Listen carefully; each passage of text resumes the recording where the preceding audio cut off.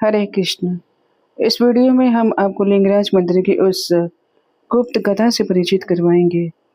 यह कथा ना तो स्थानीय लोक कथा है और न ही अटकल है। यह सीधे श्रीमद् भागवत और चैतन्य भागवत से ली गई है।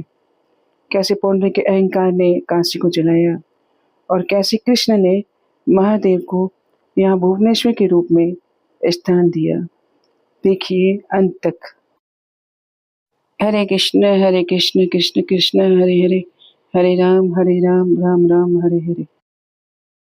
जब भगवान श्री बलराम व्रज गए हुए थे तब पौंड्रुक ने मूर्खतापूर्वक सोचा कि श्री कृष्ण अकेले हैं और उन्हें चुनौती देना आसान होगा। अपने चापलूसों से घिरे हुए पौंड्रुक ने द्वारका अपना दूत भेजा। दूत ने कहा, हे कृष्ण, मेरे स्वामी पौंड्रुक कहते हैं मैं ही एकमात्र वासुदेव हूँ, तुम अपना झूठा नाम त्याग दो। जब उग्रसेन और उनकी राज्यसभा के सदस्यों ने पौंड्रिक का मूर्खतापूर्ण घमंड सुना तो वे सब दिल खोलकर हंसे। तब श्री कृष्ण ने पौंड्रिक के दूत को अपने स्वामी को यह संदेश देने को कहा, हे दूत, जाकर अपने दुष्ट स्वामी से कहो, मैं अपना सुदर्शन चक्र कभी नहीं त्यागूंगा।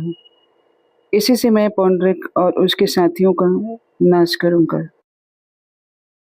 भगवान श्री कृष्ण तुरंत रथ पर सवार होकर काशी नगर पहुंचे, जहां पौंड्रिक अपने मित्र काशीराज के साथ था।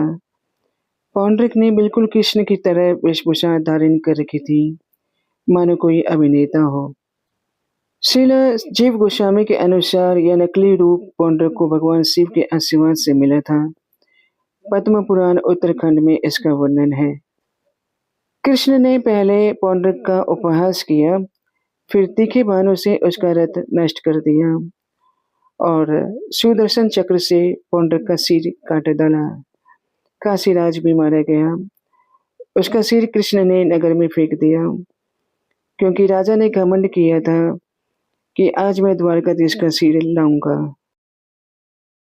यद्यपि पौंड्रिक अहंकारी था, किंतु उसने जीवन भर भगवान कृष्ण के रूप, वस्त्र और आभूषण धारण किए।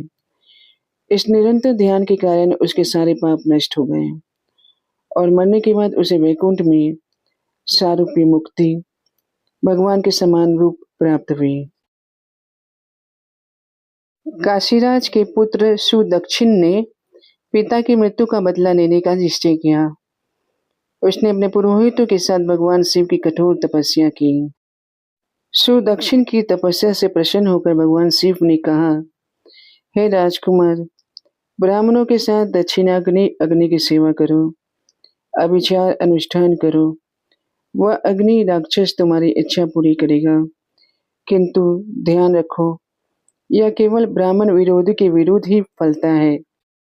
सुदक्षिण ने अनुष्ठान किया, अग्नि राक्षस उत्पन्न हुआ, लेकिन जब वह द्वारका पहुंचा तो सुदर्शन चक्र उसके सामने आ खड़ा हुआ।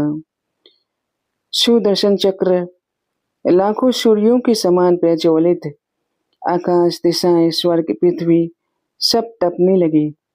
राक्षस पीछे भागा, वाराणसी लौट आया और वहां सुदक्षिण सहित सभी पुरोहितों को जलाकर राख कर दिया।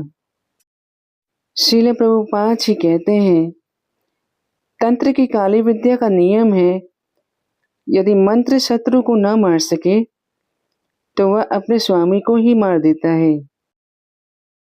दग्ध्वा वाराणसीं सर्वां विष्णु चक्रम सुदर्शनम भूयः पार्श्वम उपातिष्ठत् कृष्णस्य क्लिष्टकर्मणः। वाराणसी नगर को पूरी तरह से जला देने के बाद भगवान विष्णु का सुदर्शन चक्र श्री कृष्ण के पास लौट आया। वाराणसी को जलता देख भगवान शिव अत्यंत क्रोधित हुए।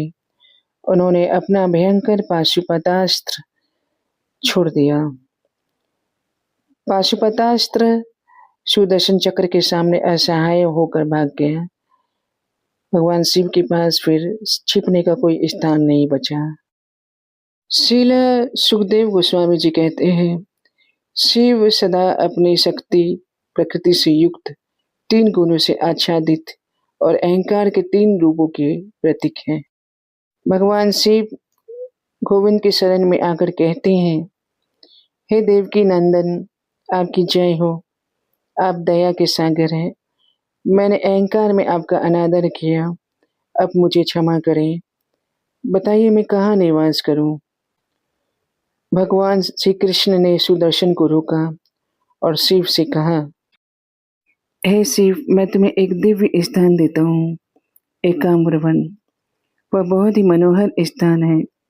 वहाँ तुम कोटिलिंगेश्वर के रूप में रहोगे। समुद्र के तट पर वट वृक्ष के नीलाचल के उत्तन में तुम रहना। वह स्थान भोग और मोक्ष दोनों देने वाला है। तुम श्री भुवनेश्वर के नाम से प्रसिद्ध होगे। कोटि लिंगेश्वर शब्द का अर्थ है करोड़ों लिंगों के स्वामी। यह उस दिव्य स्थान की महिमा को दर्शाता है जहाँ आज भी प्रत्यक्ष रूप से 1100 शिवलिंग विद्यमान है और यही कारण है महादेव लिंगराज कहलाते हैं। लोक परंपरा में यह कहा जाता है कि जो भक्त श्रद्धा पूर्वक लिंगराज महादेव की परिक्रमा करता है उसे 12 ज्योतिर्लिंगों की परिक्रमा के समान फल प्राप्त होता है। पौराणिक मान्यता के अनुसार बिंदुसागर सरोवर में समस्त तीर्थों का जल एकत्र है। देवताओं ने सभी पवित्र नदियों के जल को एक एक बिंदु के रूप में यहाँ स्थापित किया, इसलिए इसका नाम बिंदुसागर पड़ा। आज भी लिंगराज दर्शन करने से पहले इस सरोवर का दर्शन और स्नान पुण्यकारी माना गया है। इतिहास और वैष्णव परंपरा के अनुसार श्री चैतन्य महाप्रभु अपने दक्षिण भारत यात्रा के दौरान भुवनेश्वर आए।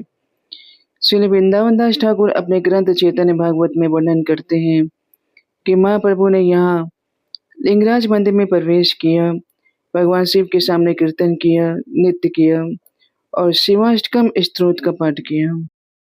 श्री चैतन्य महाप्रभु हमेशा सिखाते हैं कि शिव सबसे बड़े वैष्णव है। उनका यह आगमन इस बात का प्रमाण है कि लिंगराज महादेव केवल सेवक ही नहीं बल्कि वैष्णवों के भी आराध्य हैं और यह क्षेत्र सचमुच एक हरिहर क्षेत्र है। तो भक्तों, यह है लिंगराज महादेव की वह दिव्य भूमि जहाँ श्रीमद् भागवत और चैतन्य भागवत के अनुसार स्वयं भगवान कृष्ण ने शिव को भुवनेश्वर का स्थान दिया, जहाँ एक परिक्रमा 12 ज्योतिर्लिंगों के समान फल देती है और जहाँ बिंदु सागर में समस्त तीर्थों का जल बिंदु बिंदु समाया है। लिंगराज सिर्फ एक मंदिर नहीं है, यह शास्त्र, श्रद्धा और भारतीय आस्था का केंद्र है। जय लिंगराज महादेव। हरे कृष्ण।